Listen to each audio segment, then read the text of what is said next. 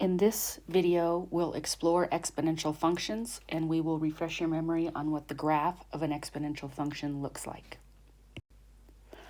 So just as a refresher, we know that an exponential function has the form f of x equals a to the x. And we have two things that could happen. Our a, or our base value, could be bigger than 1, or it could also be less than 1. So we're going to take a look at an example, f of x equals 2 to the x. So we're first going to consider this base a being bigger than 1. And if I make a table of values, which I would do anytime I didn't know what the graph of something looked like, I would choose values for x. One moment, make this f of x, although it doesn't matter. Choose values for x. I'm going to choose 0, 1, 2, -1, and -2, and plug those into our function f of x. So if I'm plugging in 0, 2 to the 0 is 1, and I get the ordered pair 0, 1, which I'm marking on the graph. 2 to the first is 2, so we have the ordered pair 1, 2.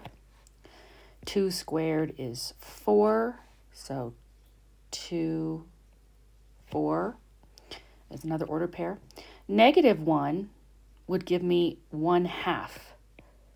So -1, 1/2, and then -2 would give me 1/4. So remember your negative exponent, 2 raised to the -1 is 1 over 2 to the first. So what you can see is that this graph is going to get smaller and smaller and smaller to the left, and it's going to grow without bound on the right. The domain of this function is -infinity to infinity. We can see that just looking at the graph. The range of this function is 0 to infinity. That's for this one in particular. But for all functions of this form, f of x equals a to the x, where a is greater than 1, we know that we have a continuous function that is increasing on its entire domain, -infinity to infinity. For any function of this type, the domain is -infinity to infinity. The asymptote is the y-axis, the x-axis, y equals 0. And it's going to go through the point -1, 1 over a, 0, 1, and 1a. Any graph that has an exponential function that has a base bigger than 1 is going to have this shape. When we look at an exponential function where the base is between 0 and 1, so it's going to have to be positive, but we're saying the base is less than 1 but greater than 0. And so for that example, we're going to do f of x equals 1/2 to the x. And we will make our table of values again, and I'm going to use the same x values. So you can see if I plug in 0, 1/2 to the 0 power is 1. 1/2 to the first is 1/2. 1/2 to the -1 is 2. 1/2 squared is 1/4. And 1/2 to the -2 would be 4. 1/2 raised to the -2 is the same as 2 squared. All right, so let's see. 0, 1 again. 1, 1/2. -1, 2. 2, 1/4, and -2, 4. And this is also going to have a similar shape, but it's going to be really reflected over that line y equals x. The domain here is -infinity to infinity. And again, the range is 0 to infinity. It turns out that for any exponential function, f of x equals a to the x, where a is less than 0, greater than 0, but less than 1. The function, again, will be continuous, only this time it's going to be decreasing on its entire domain, which is negative infinity to infinity. The asymptote is, again, the x-axis, or the line y equals 0. And the graph passes through the same points, negative 1, 1 over a, 0, 1, and 1a. So why do we care what these look like? Well, these come up a lot in calculus. So we want to have an idea of what those look like so that when we're working with an exponential function, we are aware of its behavior. So just real couple quick examples here. F of x equals 1/3 to the x. Well, here I notice that 1/3 is less than 1 and greater than 0. So this is going to be decreasing. And I know that it's going to go through a couple of ordered pairs. If I let x equal 0, 1/3 to the 0 is 1. So we get the ordered pair 0, 1. If I plug in 1, 1/3 to the first is 1/3. And if I plug in negative 1, 1/3 to the negative 1 is going to give me 3. This should make sense. Oops, I did that in the wrong spot, didn't I? And this is going to decrease, and we know it's never going to cross that asymptote here at the x-axis. We can also use our knowledge of reflections and transformations to translate this graph as well.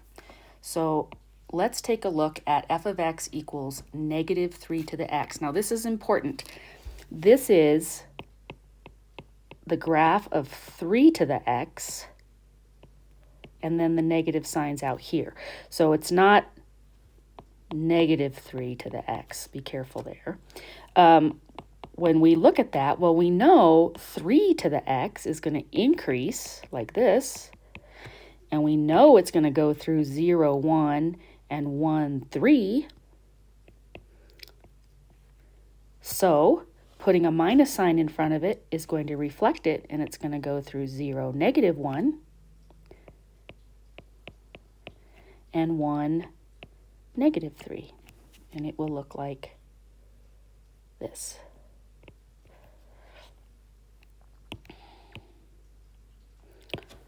Okay, let's do one more. We know that the graph of 3 to the x has this basic shape. And we have shifted this graph. We've subtracted from the x. So we're going to shift this graph to the right 2 units. So rather than being right here at 0, 1, I'm going to be at 2, 1, and 3, 3. And this graph will look like this.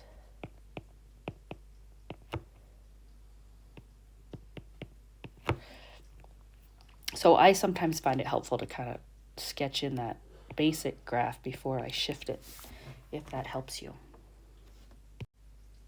We have one more example on the next page.